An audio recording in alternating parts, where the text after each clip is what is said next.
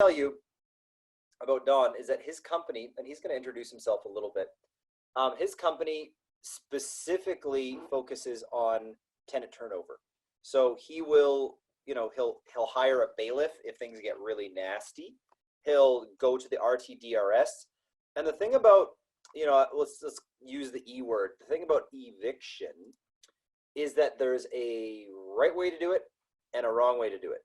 And the thing about eviction is that if you just do like a one-page 24-hour or 14-day eviction notice and post it on somebody's door, if push comes to shove and they don't leave, that's not actually an enforceable document.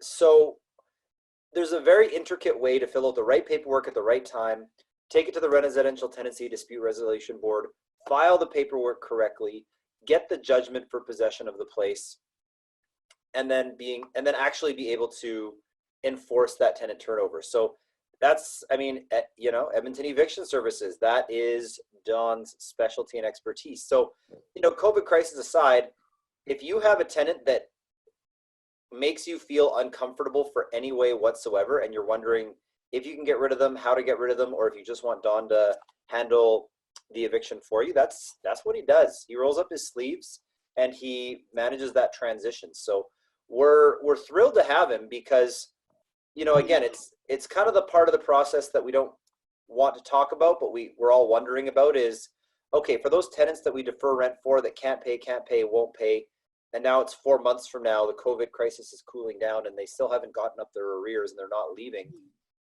What the heck do we do?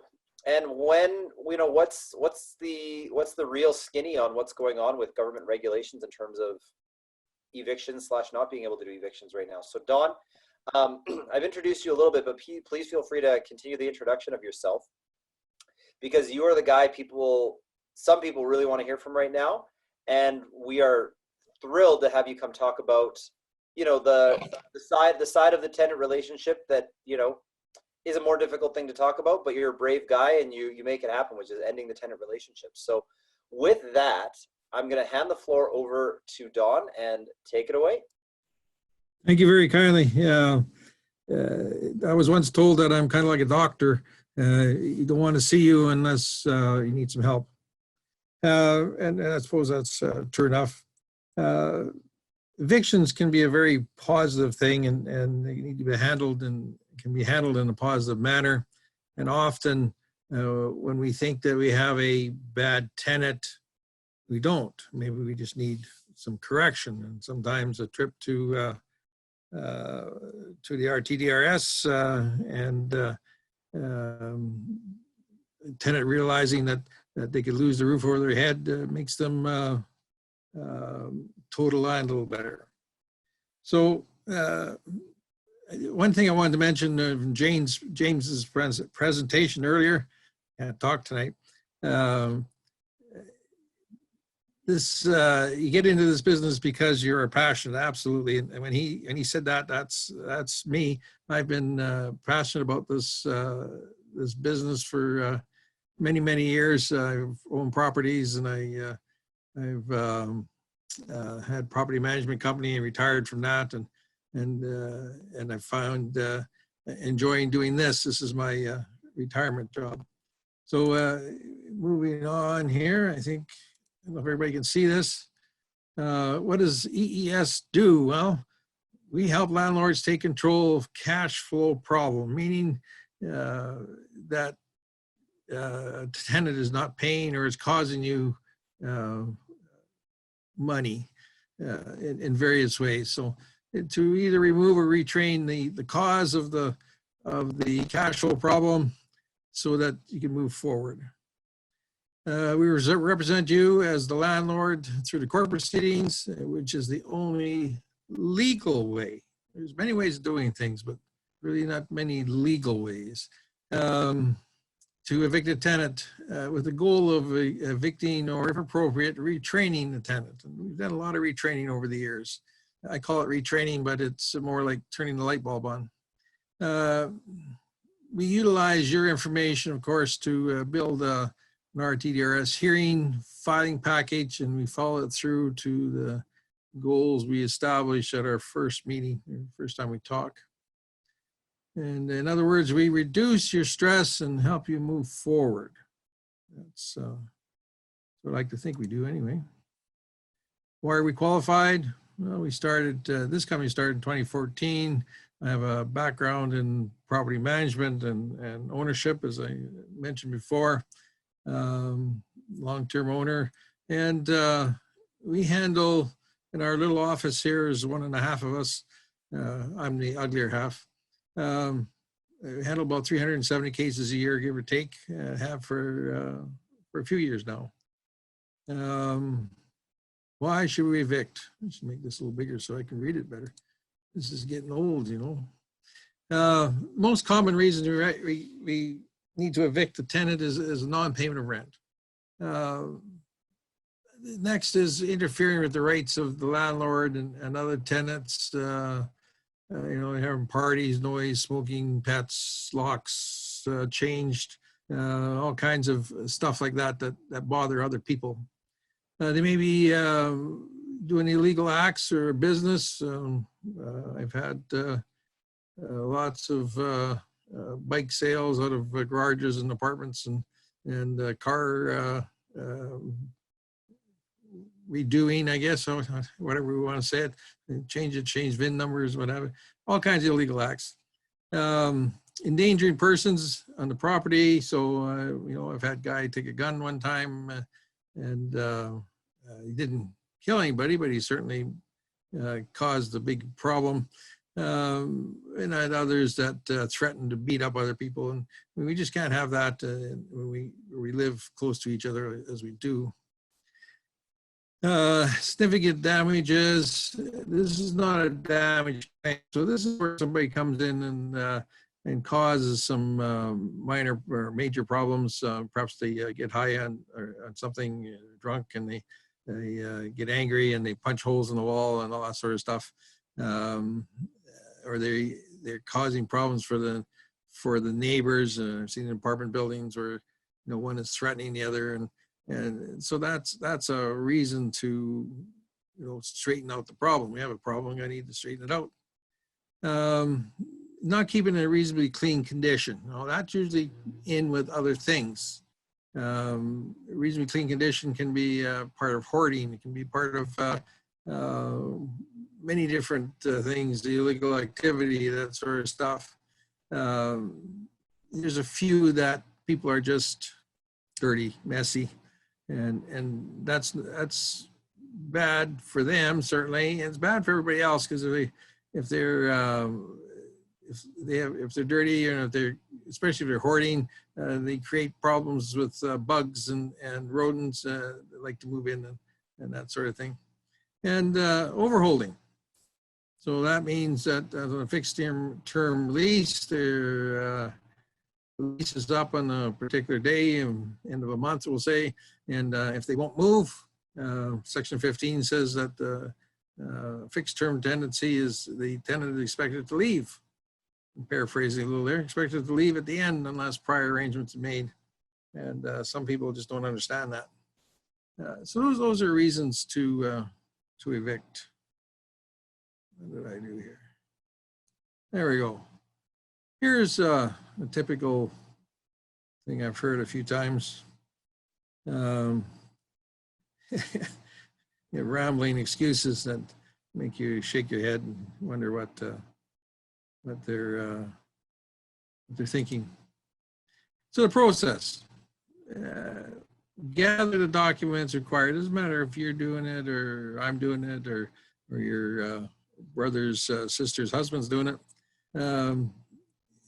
You gather documents that you required, you apply it to the court of your choice. We use the RTDRS, a little cheaper and actually a little faster. Time there for a while where they weren't, but they're back up again. Serve those the hearing to packages to the tenants, so they have to know that this is going on. Commission the affidavit of service, and you file it with the court. You attend the hearing, and from the hearing, you get a court order and a judgment. You file that court order and judgment at Queen's Bench, and that becomes a legal document. And then you serve the tenants with that document. And then of course you got to file an affidavit of service saying that I did that. That's especially important if they, even with a court order, they tell you to no way, they're not going anywhere. So they have to have a bailiff. And that's would be the next thing, you hire a bailiff and to remove the tenant. When should I start the process? Well, one of two things: when you first become concerned, or now, whichever comes first. A hearing date may be 2.5 to 5 weeks after application, depending what it is. And then how busy the court is at that particular day. If there's been a violence, we might be able to shorten that time to as little as 3 days. So if somebody took a swing at the landlord or at another tenant, this is serious stuff, call the police, and we can make a plea to shorten the time it takes to get to a hearing. I've had 3 days. That was the time with the guy with the gun. They would have given me 2 days, but there was nobody in the time slot that was able to fill up the time slot that they had open. So I took the next one. And if the situation corrects itself, it's easy to withdraw. You send in the form, and if you do it yourself, you're out to $75. If you use somebody like me, where you pay, you're gonna be out the amount of money it took to do the work up to that point. What do I need? Well, lease agreement, any notices, 14-day notice of eviction, noise, complaints, letters from other people, tenant ledger. A lot of people don't keep a tenant ledger, and that's fine. We have a template. What we need is the dates and amounts of payments. You'll know what the rent is. It's going to be in the lease if there's one. I've done evictions with almost none of this paper too. Anyway, utility invoices, if it was the tenant's responsibility and you paid those invoices, or if it was your responsibility and they're supposed to reimburse you, the court wants to see those and they want to make sure that they've been paid. Any letters, emails, text messages, etc. about the issues that are bothering you. We don't need 50 pages of hi, how are you? But I'll take them if you want to send me everything, and I'll sort through them. Absolutely. Any pictures of things that happened or results of things that happened, NSF check notices, anything that helps. And then there we go. He's done. Bye. So that's quick and dirty on that. So now we're into the COVID-19 state of emergency. And well, I don't know how long it's going to last or what's going to happen, but it's here and it's real. So we're handling it. So the eviction process for non-payment of residential or mobile home site rent falls under the same category there. The tenant fails to pay the rent. Landlord, and now this is until tomorrow, I guess, unless something changes. But it'll probably tie in with upcoming cases. They're gonna the adjudicators and the judges are going to pay some of this into it. So you're trying to enter into a meaningful payment plan. So that's sometimes not as easy as it sounds. I've had one just a little while ago where we had it all nailed down and everybody was happy. And then when we got in front of the judge, which is on the phone right now, they reneged. And so we were sent back to do it again. And some people are thinking that this is a way of getting free rent, and that I hear it all the time, but landlords being the terrible people that are becoming filthy rich on the backs of poor tenants, overcharging them on rent, and so on and so forth. Enough to make you throw up. But anyway, that's enough. So you got to try and make a plan with them, and some people are quite open to that. Some of the ways I look at it, is, you know, if we have a month where there's rent hasn't been paid for whatever reason, let's look at that as arrears and say going forward that let's have the rent paid on time. So if April was the problem, can you have May paid on time? And how about June and July? Okay, and then how about we take that April payment and break it over 3 months and we put it on the 20th or something. You know, some people have children and they get a child tax credit on the 20th, or a check from the government of some kind, some other kind of check. And you know, we can break that over some time, and that's a good, simple, easy plan to do. But it doesn't make, what it does is it's positive, and it takes the negative part. Oh, I owe this much money, and it's a big, heavy thing on my shoulders. It's a way of handling that. So you have this plan, and the tenant defaults or agrees to a plan and says, I'm not going to do anything anyway. I'm supposed to get free rent. Kenny said so. Landlord then serves a 14-day notice of intent to terminate. You know what that looks like. And if after 14 days the tenant hasn't made the appropriate payment as they're supposed to, then you're supposed to file an application. Now, a little tip, we can do steps 2 to 5 basically all at the same time. We want to get the date as early as we can. We work hard to facilitate a deal. And if we do, we get it into a court order that binds the tenant and the landlord, and you can move forward. So that's a strategy that I use, and so far it's working. May I evict? Yeah, absolutely. After receiving a court order based on non-payment and the tenant does not comply with the conditional order, refuses to vacate, or if the notice or the tenant's in default but cannot have the civil enforcement agency enforced until after April 30th. So you have the order. If they don't go by themselves, then we have to wait for the civil enforcement agency or bailiff. I actually have 4 scheduled for Friday, starting early in the morning, and I know all 4 of them I'm going to wake up out of bed, and they're going to find themselves without a home because they refuse to do anything they're supposed to do. And to me, that's the bad ending. The good ending is when we have a deal and it follows through.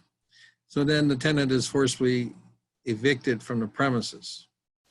And you can evict for any other reason.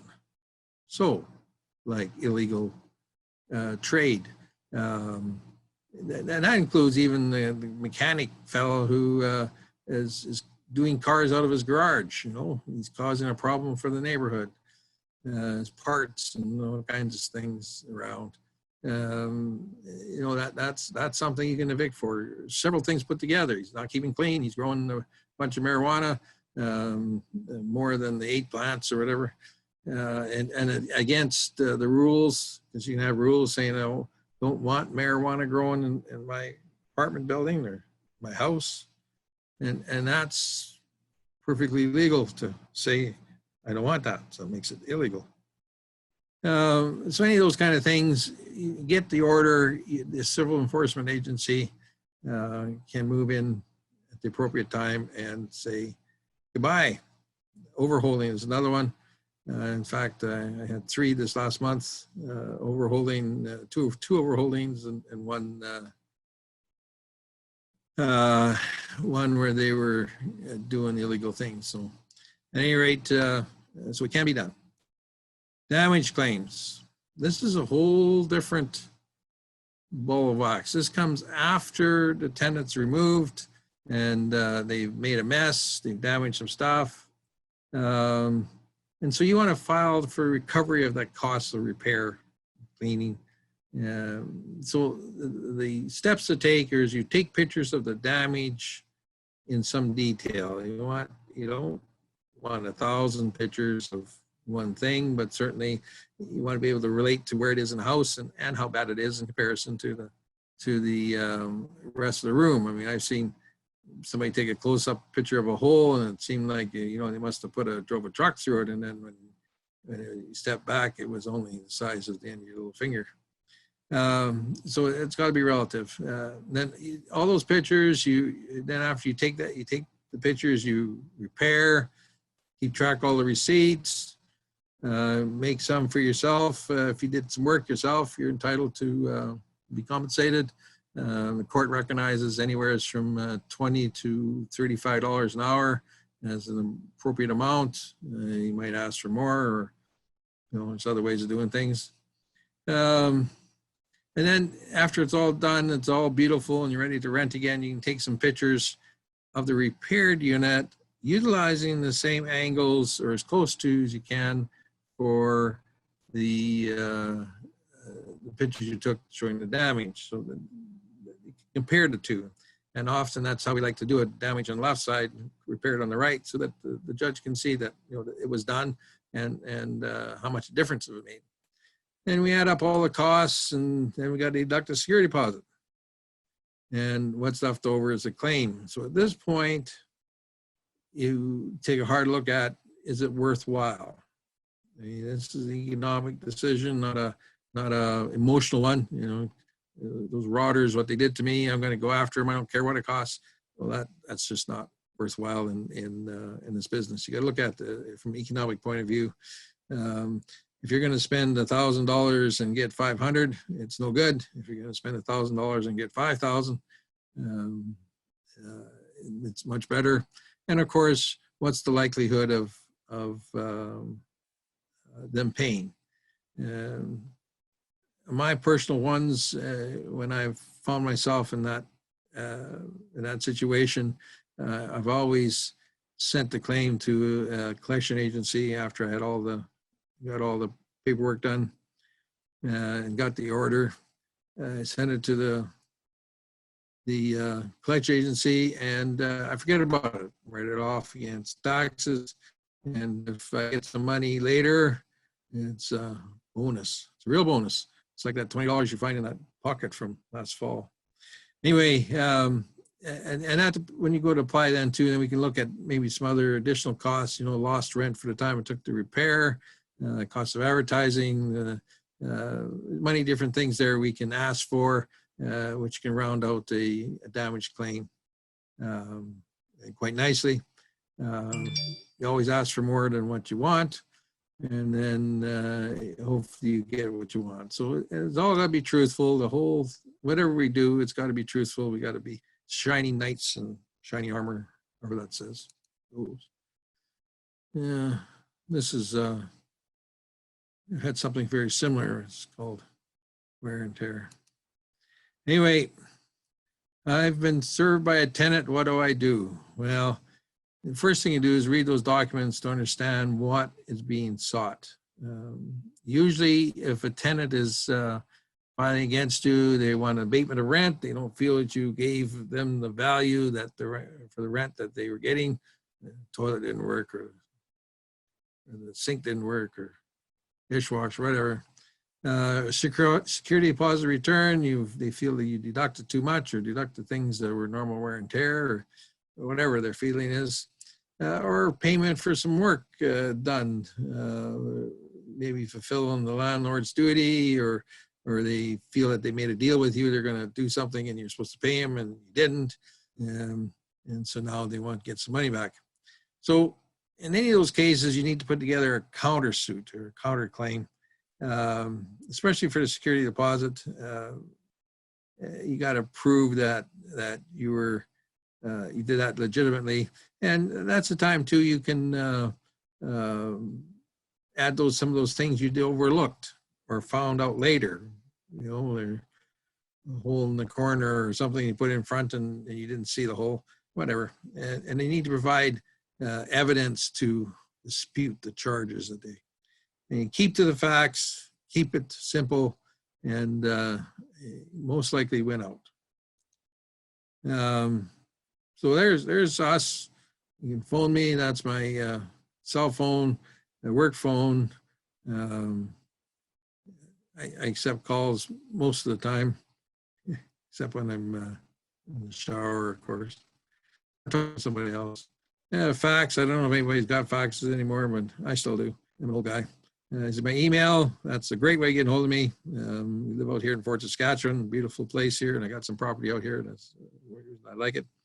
And if you wanted to mail or something, but a phone call or an email are the best ways. So I wanted to say thank you for listening to me rambling on, and ask if you have any questions.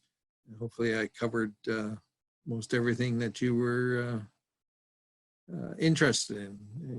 Give you a brief idea of how it works. Thank you. Is there any questions coming through? How does that work? More.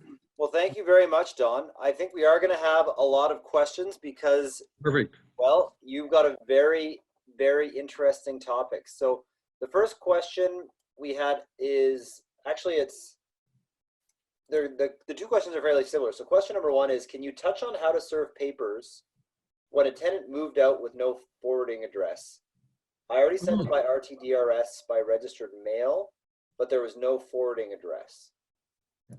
So yeah, what happens when you don't have an address to serve them at? What are some of your options? Oh, that's the toughest. And that's what happens often in damage claims. They disappear and then it's hard to find. I've been very lucky. I use Facebook, and I ask sometimes other tenants or even neighbors to houses. And I find out sometimes, I found one by a fellow knew the tenant's dad. And so it took me a little while, but I found the dad on Facebook, and I got a hold of him, and the dad got a hold of the kid, and I was able to serve the papers. So it's detective work. You need to be patient, and it takes time. Sometimes it goes right away. Other times, looking through, I've been lucky too, looking through some old documents and stuff. One of them, I found an email address, and I was able to confirm that that email address was actually working. And I asked the RTDRS to allow me to serve it by email. And he said, go right ahead.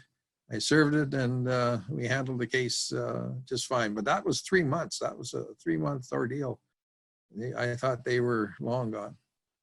That's how do you do it. It's detective work. That's a great question. Or that's a great point, a little detective work. Another trick that you can use is on your lease, actually put a space for an emergency contact. That way you have a channel to get a hold of them. It's not just about an emergency, but it's another avenue to track them down. Yeah. Okay, next question. I have a court order for a tenant worth around $4,000. I don't know his current whereabouts. Okay, so we already addressed that one. Next one, if a tenant damages the property and moves out, do you inform the insurance company to try to recover the money through them? Do you file a complaint to the police for the damage? The police often look at this as a civil matter and not a criminal matter, and they say go sue them. I answered the second part first. Now I forgot what the first part was. First part was, do you inform the insurance company? Well, insurance company. That depends on what type of insurance you have. Some people or some companies allow or offer damage insurance for tenants, and others don't. So you have to look at your insurance to see if they'll allow that. Then what your deductible is. Okay. Will a collection agency take on the case if it's something small like $3,000 to $5,000 bucks? Well, yes, I've sent as much as or as little as 200, and you know, the commission is a commission. The fellows I work with are don't get paid unless they collect something, and of course, the smaller the bill, the higher the percentage they take. So. Makes sense to me. All right. Does RTDRS issue orders for substitutional service? Yes. What does that mean? Substitutional service is when you can't do it the normal way, and so you found another way. I've actually served parents And I asked, and that's what it's called. You apply for substitution of service, and you tell them why and why you think that's going to work. It's just fill in the blanks actually on the form. It's available on the RTDRS website under forms, and you send that in, and you usually get an answer back within an hour or two. As a rule, if they're really busy, it might be the next day. Okay. All right, so somebody's asking for collection agency info. Do you want to send me something? I will forward the contacts I have, and they can, probably the best way. Yeah. So the last question was, I think somebody just asked, can you send somebody to collections without getting an order from the RTDRS? And the answer is no, you have to get an order before you can send somebody. That's right, yeah.